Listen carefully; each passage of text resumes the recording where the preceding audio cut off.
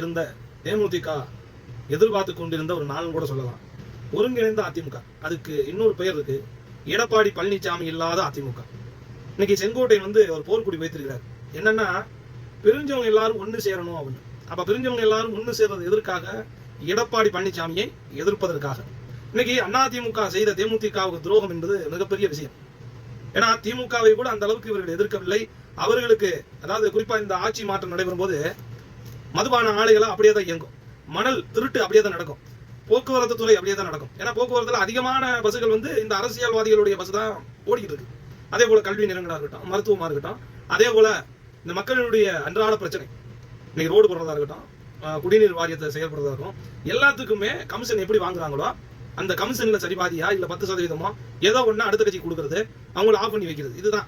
அதே போல இதுக்கு எதிர்த்து எவராவது பேசுனாங்களோ அவங்களை கொள்றது, அதை வெளியில தெருவு விடாம மூடுறது, அதை பத்தி யாரும் பேசுறது கிடையாது. குறிப்பா சமயத்துல 400 கோடி ரூபாய்க்கு கட்டின பாலை இடிஞ்சிச்சு, தேமுதிக மட்டும்தான் அதற்கு எதிர்ப்பு தெரிவிச்சிருக்கு.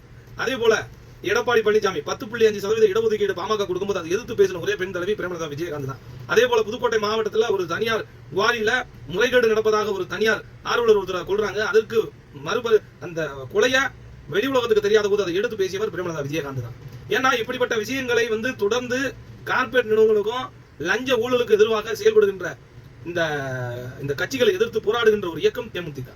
ஏன்னா இன்னைக்கு நான் இதை ஏன் வரவேற்கிறோம் அப்படின்னா, எடப்பாடியினுடைய கடந்த கால வரலாறு, இன்னைக்கு இவர் நடந்து கொண்டிருக்கிற அரசியல் பயணம், அதாவது தேமுதிக 2011 வர வச்சு அதன் கூட்டணி பலத்தை பூரா அந்த ஓட்டு வங்கியை பூரா எடுத்துக்கிட்டு ஜெயலலிதா காரணமே இல்லாம விலைவாசி உயர்வு எப்படி கொண்டு வராங்க? 100% விலைவாசி உயர்வு.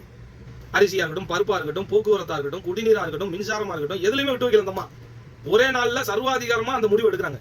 இதை தவறு என்று சொன்னதுக்கு விஜயகாந்தின் மீது எதிர்கட்சியாக செயல்பட முடியாத அளவுக்கு 11 எம்எல்ஏ விலை கொடுத்து வாங்கினாங்க. 66 இடங்களில் புரட்சி கலைஞர் மீது பத்திரிகையாளர்களை வைத்து வழக்கு தொடர்ந்தாங்க. எங்கெங்கு அவர் செல்லுகிறாரோ அந்த இடத்துல எல்லாம் குண்டர்களை வைத்து அந்த அரசியல் மேடைகளுக்கு அப்பாற்பட்டு இருக்க வைத்துக் கொண்டு வம்புழுப்பது, அவருடைய பேச்சை கவனம் சிதற வைப்பது, அவரை முழுமையாக அரசியலில் ஒரு தரம் தாழ்ந்த மனிதரை போல விமர்சிக்க வைத்து இணையதளம் மூலமாக பெரும் மகிழ்ச்சி கொண்டவர் ஜெயலலிதா. அதற்கு பிறகு வந்த எடப்பாடி பழனிசாமி 2021 பிரேமலதா விஜயகாந்த் சொல்றாங்க, 2020 கூடிய சீக்கிரம் கூட்டணி விஷயத்தை பத்தி எங்களிடம் பேசுங்கள், நாங்கள் எங்கள் கட்சியினுடைய இந்த பணிகளை மேற்கொள்ள வேண்டும் 2020 சொல்றாங்க. 2021 பாப்போம் என்று 2021 சட்டமன்றம் தேர்தல் நெருங்கக்கூட காலத்துல வந்தா வாங்க வராட்டினா போங்கன்ற மணிக்கு ஒரு துரோகத்தை இழவிக்கிறார் எடப்பாடி பழனிசாமி. அந்த நேரம் ஒரு இக்கட்டான சூழ்நிலை. என்னன்னா, ஒரு பக்கம் எடப்பாடி முதல்வர் அந்த துரோகத்தின் உச்சத்தில் இருக்கிறார், தேமுதிகவை வஞ்சகம் தீர்த்தார். அதே போல இந்த பக்கம் காட்பாடி துரைமுருகன், ஒரு அரசியலுக்கு ஒரு தருகதை அற்றவன், கோடிகளில வருமான ஏச்சல் செய்து ஊழல் செய்த கரை பிடிந்த ஒரு கரத்துக்கு சொந்தக்காரன் தான் துரைமுருகன். அந்த துரைமுருகன் மீது இன்னைக்கு அமலாக்கத்துறை நடவடிக்கை எடுத்திருக்கு. கூடிய சீக்கிரம் அவர் மரணிப்பதற்குள் அந்த தண்டனை அனுபவிக்க வேண்டும். இதுதான் ஏகபோக தேமுதிக தொண்டர்களுடைய ஒரு மகிழ்ச்சியான செய்தியாக இருக்கும். ஏன்னா 3 பேரை வர சொல்லி காரணமே இல்லாம கூட்டணி பேச வந்தாங்க என்று ஒரு பொய்யான வதந்தியை பரப்பியவர் துரைமுருகன். இவர் யார் அப்படின்னு கேட்டா, ஜெயலலிதா சேலையை சட்டமன்றத்திற்குள் இழுத்த ஒரு அயோக்கியன். இந்த காட்பாடி துரைமுருகன் ஏன் இப்ப சொல்றேன்னா, எடப்பாடி பழனிசாமியும் காட்பாடி துரைமுருகனும் இப்படி மணல் கொள்ளையிலிருந்து, நீர்வளத்திலிருந்து, கனிம வளத்திலிருந்து இந்த 2 பேரும் ஜெயலலிதா காலத்திலிருந்தே மாஃபியா கும்பல். இவர்கள் 20 கொள்ளையடிப்பது, சசிகலாவிடம் இவர் கொடுப்பது, இவர் ஸ்டாலின் கொடுப்பது, மிச்சத்தை இவரே போட்டுக்கிறது. இப்படிப்பட்ட அரசியலில் இருப்பவர்கள் தான் இவர்கள் இருவருமே. அண்மையில் கூட அவர் முதலமைச்சர் ஆயிருக்கலாம் என்று ஒரு பரிந்துரை எல்லாம் செய்தார் எடப்பாடி பழனிசாமி. இன்னைக்கு நான் இதெல்லாம் ஏன் சொல்லிட்டு வரேன்னா, தேமுதிக தொண்டர்களுக்கு ஒரு மகிழ்ச்சியான செய்தின்னா, ஆணவத்தின் உச்சத்தில் துரோகத்தை செய்து கொண்டிருக்கக்கூடிய எடப்பாடி பழனிசாமிக்கு சவுக்கடி கொடுக்க வேண்டும். அதை எல்லாம் கேப்டன் பார்த்து கொண்டுதான் இருக்கிறார். எங்களை எதிர்த்தவனுக்கு அரசியல் வரலாறே கிடையாது. எங்களை எதிர்த்த பிறகு கலைஞர் முதலமைச்சர் அரியணையில் அமரவே வைக்க முடியவில்லை.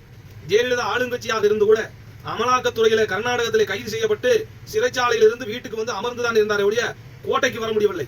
2016 வெற்றி பெற்றும் கூட அவரால் கோட்டைக்கு வர முடியவில்லை. இன்று எடப்பாடி பழனிசாமி 2021 தேமுதிகவுக்கு துரோகம் செய்த பிறகு அரசியலிலே சொல்லும்படி வளர்ச்சி இல்லை. இன்னைக்கு என்ன செய்யறாரு? தேமுதிகவை விமர்சிக்க ஒரு கூட்டத்தை உருவாக்குறார். தேமுதிகவுக்கு தர வேண்டிய நாடாளுமன்றத்தினுடைய ஒரு சீட்டு சொன்ன வாக்கை நிறைவேற்றவில்லை. பாமகவுக்கு கூஜா தூக்கிக்கிட்டு இருக்கிற எடப்பாடி பழனிசாமி 2 தலைமை இருந்தால் நான் ஒன்றும் செய்ய முடியாது, ஒற்றை தலைமை வேண்டும் என்று ஆட்சி முடிந்த பிறகு சொன்னார். ஓபிஎஸ் விளக்கினார், ஓபிஎஸ் இருந்தவர்கள் எல்லாம் விளக்கினார். CV சண்முகத்தையும் வேலுமணி தங்கமணியும் இவருக்கு 3 பேர் இருக்கிறாங்க. இந்த 3 பேர் சொல்லை கேட்டுக்கொண்டு வட மாவட்டத்தினுடைய ஆதிக்கத்தை மட்டும் அந்த மக்கள் வன்னிய சமூக வாக்கை மட்டும் வைத்துக் கொண்டு இவர் வெற்றி பெற்று விடலாம் என்று சொல்கிறார். வன்னியர்கள் நாங்கள் சாதிக்குள் ஒளிந்து கிடப்பவர்கள் எல்லோரையும் கூட அரவணைத்து வாழ்வர்கள் என்பதனால் தான் 2005 புரட்சி கலைஞருக்கு மாபெரும் வாக்கை செலுத்தி அவர்களை வெற்றி பெற வைத்தார்கள். பாமகவின் கோட்டையை உடைக்கவில்லை, வன்னிய சமூகம் எல்லோருக்கும் சமமானவர்கள் தான் என்பதை நிரூபிக்கத்தான் தேமுதிக அவர்கள் வாக்கு செலுத்தினார்கள். ஆனால் இன்னைக்கு எடப்பாடி பழனிசாமியை நாங்கள் சொன்னது போல இந்த 2026 தேர்தலுக்குள் இல்லை என்றால் 2027க்கு பிறகு எடப்பாடி தேமுதிக சொன்னதை போல அதிமுகவில் இருந்து தூக்கி எறியப்படுவார். நீ தேமுதிகவை எந்த கும்பாதி கும்பனும் அசைத்து பார்க்க முடியாது. இதுக்கு ஒரு வரலாறு இருக்கு. தேமுதிகவை எதிரி என்று பார்ப்பவன் எவனும் வாழ்ந்ததாக சரித்திரம் இல்லை. எங்களை நம்பியவன் கெட்டதில்லை, எங்களை நம்பாமல் கெட்டதற்கு நாங்கள் பொறுப்பில்லை.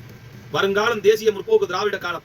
ஏனென்றால் இன்னைக்கும் 234 தொகுதியிலும் வலிமையோடு வாக்குகளும் சரி, அதில் பூத்து கமிட்டியும் சரி, சட்டமன்ற உறுப்பினராக போட்டியிடுவதும் சரி, சரியான அளவு சரியான செயல்பாடோடு இருக்கிறார்கள். இன்றும் எங்கள் வழக்கறிஞர்களும் மாவட்ட செயலாளர்களும் மாநில நிர்வாகிகளும் களத்தில் நின்று கள போராளிகளாக இன்னைக்கு உள்ளம் நாடி இல்லம் தேடி இந்த பிரச்சாரத்தை மிக பிரம்மாண்டமாக எடுத்துக் கொண்டிருக்கிறார்கள். இதில் திமுகவையும் அதிமுகவையும் பிரச்சாரத்தில் கிழித்து தொங்கவிட்டுக் கொண்டிருக்கிறார் எங்கள் மாண்புமிகு பிரேமலதா விஜயகாந்த். வருங்காலம் தேசிய முற்போக்கு திராவிட காலம். அதிலும் அரசியலில் சட்டமன்றத்தில் அமைச்சராக, துணை முதலமைச்சராக நாங்கள் இருப்போம் என்பதை கர்வத்தோடு சொல்கிறோம். எத்தனையோ பேர் எங்களை அழிக்க நினைத்தீர்கள், ஒழிக்க நினைத்தீர்கள். ஆனால் இறுதி மைய புள்ளியாக நாங்கள் மட்டும்தான் களத்தில் நேர்மையான அரசியலை செய்து கொண்டிருக்கிறோம் என்பதை இந்த நேரத்தில் நான் பெருமையோடு சொல்கிறேன்.